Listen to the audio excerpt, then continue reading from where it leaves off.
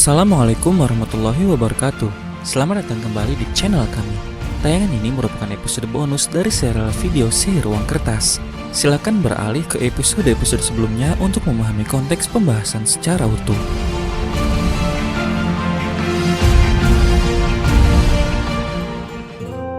NKRI diproklamirkan berdiri sebagai negara merdeka pada tanggal 17 Agustus 1945. Kemudian pada tahun 1946, secara resmi dibentuklah Bank Sentral NKRI bernama BNI 46 atau Bank Negara Indonesia 1946. Sedangkan uang yang resmi kala itu disebut dengan Uang Republik Indonesia atau ORI. Tapi lihatlah gambar ini. Meski sudah merdeka, uang terbitan bank swasta Hindia Belanda sampai tahun 1948 masih resmi beredar di Indonesia. Kemudian pada tahun 1949, tokoh-tokoh Indonesia diajak berunding dalam konferensi Meja Bundar atau KMB. Salah satu hasil konferensi Meja Bundar adalah BNI 46 dihentikan sebagai bank sentral, diganti namanya menjadi The Javas Bank, yang kemudian berubah nama menjadi Bank Indonesia. Lalu, ORI pun diganti nama menjadi Rupiah BI. Demikianlah sejarah singkat tentang bagaimana hari ini kita bisa melihat uang kertas rupiah bergambar pahlawan-pahlawan nasional.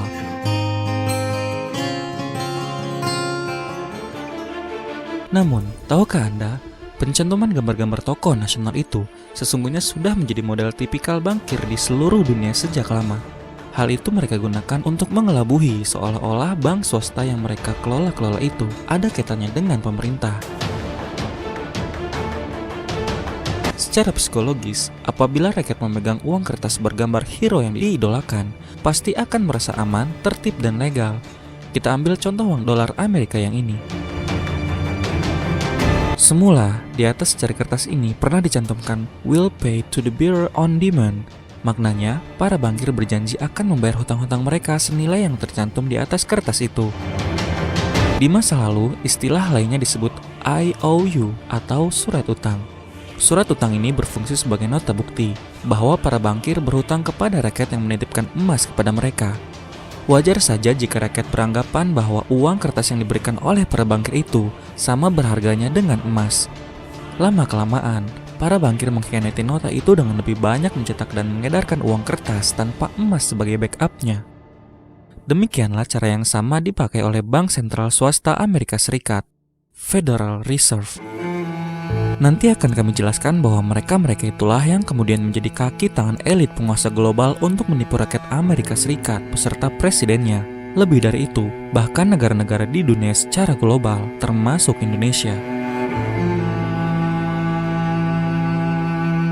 Dahulu, uang kertas di zaman Pak Karno senilai Rp10 dijanjikan dengan 5 gram emas. Rp1 sama dengan setengah gram emas. Hal ini diatur dalam Undang-Undang Nomor 19 Tahun 1946. Meski legal, jangan lupa status uang kertas masih merupakan surat utang. Kemudian dalam perkembangannya, uang kertas rupiah lebih banyak dicetak dan diedarkan tanpa adanya backup emas. Tentu saja, hal ini secara langsung mengkhianati Undang-Undang Nomor 19 Tahun 1946 tadi. Akhirnya, pada masa kini, yakni pada tahun 2019, 1 gram emas dihargai sama dengan uang kertas senilai Rp620.000.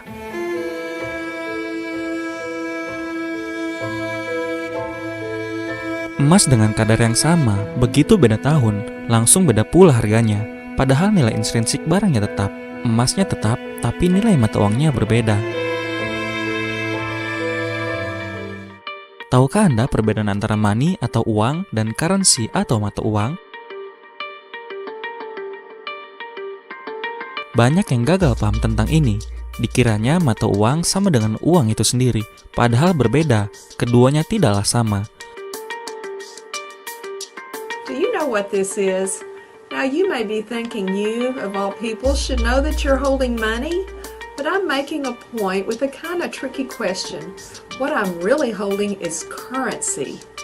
Currency and money are actually very different. Currency fluctuates in value and over the long run becomes worth less and less. And that's also known by another name, inflation. I call inflation the silent currency killer because you can't see it, you can't hear it, you can't smell it. You just get hit by it. When you go to the grocery or the gas station or go to buy a car, zap, the price is higher. It gets you as surely as a rattlesnake bites you. At least a rattlesnake has the courtesy to warn you. So consider this video your warning. Inflation will kill your savings if you let it. Uang atau money itu adalah nilai intrinsiknya. Emas ada harganya. Sebaliknya, mata uang atau currency itu tak ada nilai intrinsiknya. Akibatnya apa? Inflasi, harga-harga melambung tinggi. Inilah sistem yang menguntungkan segelintir elit yang punya hak mencetak uang dan merugikan umat manusia lain di dunia.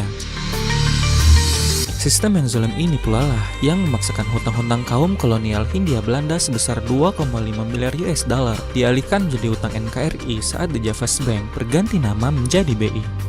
Jadi, kita jangan lupa sejarah bahwa Bank Sentral Indonesia itu sebenarnya bukan lembaga milik negara. Nggak percaya? Tentu kami tidak sembarangan mengatakannya. Silakan Anda buka Wikipedia. Tertulis di sana, independen. Berarti apa? Tanpa campur tangan pemerintah dan pihak-pihak lainnya. Luar biasa.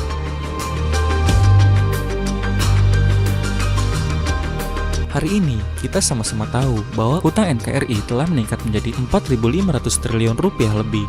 Apakah Anda yakin utang-utang sebanyak itu bisa lunas?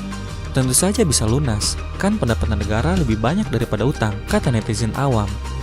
Jika Anda termasuk yang berkomentar seperti itu, maka silakan baca berita.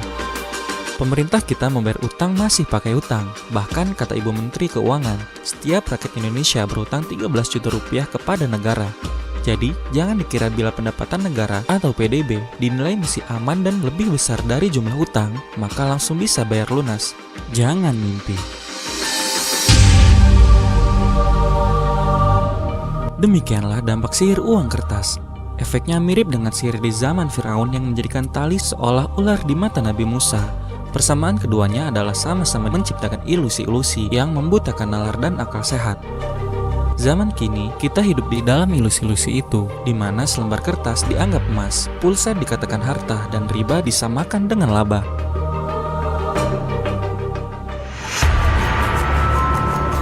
Disadari atau tidak, semua ini adalah bagian dari konspirasi global yang eksistensinya sulit diterima oleh masyarakat karena bentuknya memang samar, hampir tak terlihat. Percaya nggak percaya, pergerakan mereka yang kami sebut tadi memang nyata. Anda mungkin pernah dengar tentang keluarga Rothschild, bukan? Bagi yang belum tahu, Rothschild adalah sebuah dinasti bankir keturunan Zionis Yahudi Jerman di Eropa. Mereka lah yang pertama kali mendirikan bank. Mereka ini juga yang dahulu menyebabkan awal mula diberlakukannya uang kertas. Selanjutnya, pengaruh keluarga Rothschild menyebar ke berbagai penjuru dunia, termasuk Nusantara. Itu sebabnya dahulu para raja dan sultan di Nusantara tertipu, sehingga menyerahkan emas dan peraknya untuk kemudian ditukar dengan lembar-lembaran kertas tak bernilai kepada VOC.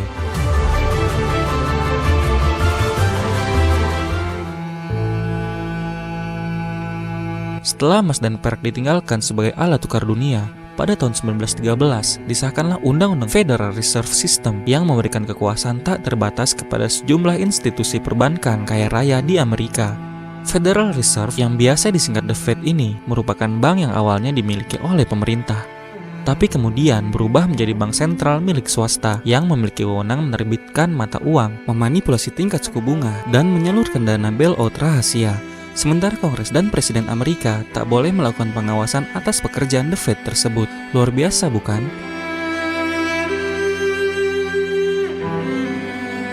Jadi, jangan dikira pihak yang berada di atas sebuah pemerintahan adalah presiden atau perdana menteri. Justru kekuasaan ada pada mereka para rentenir, para bankster. Singkatnya, dari dinasti Rothschild tadilah para bankir elit belajar mengenai konsep bank sentral.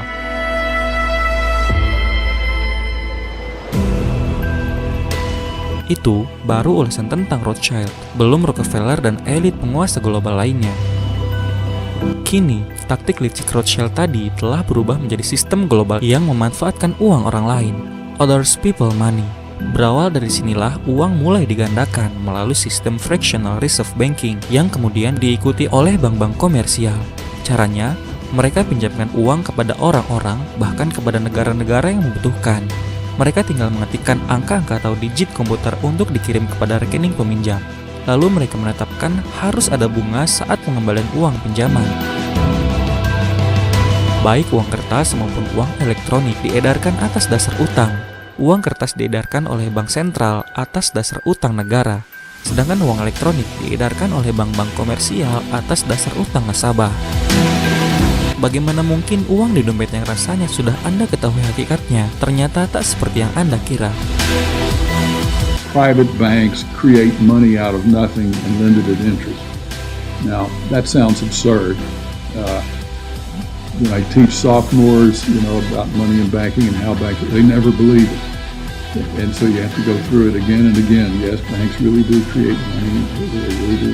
Here's how it happened. And it's absurd, and they're right to doubt that could possibly be what's really going on. But it is. Kini, bisa kita rasakan bersama, setiap kali mau pinjam uang di bank atau koperasi, semuanya berlaku sistem bunga, betul? Sedangkan menurut ajaran agama, khususnya Islam, sistem bunga adalah riba.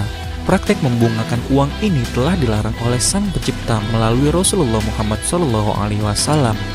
Bukan hanya itu, Nabi sebelumnya pun yaitu Isa Al-Masih sangat melarang jenis praktik ini.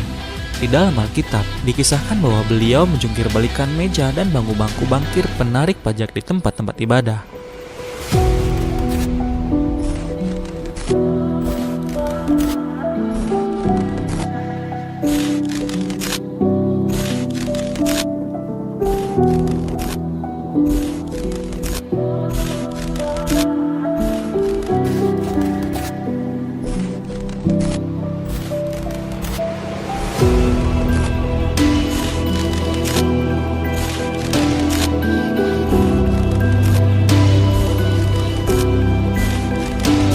Masih banyak topik yang akan kita bahas. Silakan subscribe channel kami agar kita bisa lebih dekat dan bersama membahas berbagai topik menarik lainnya.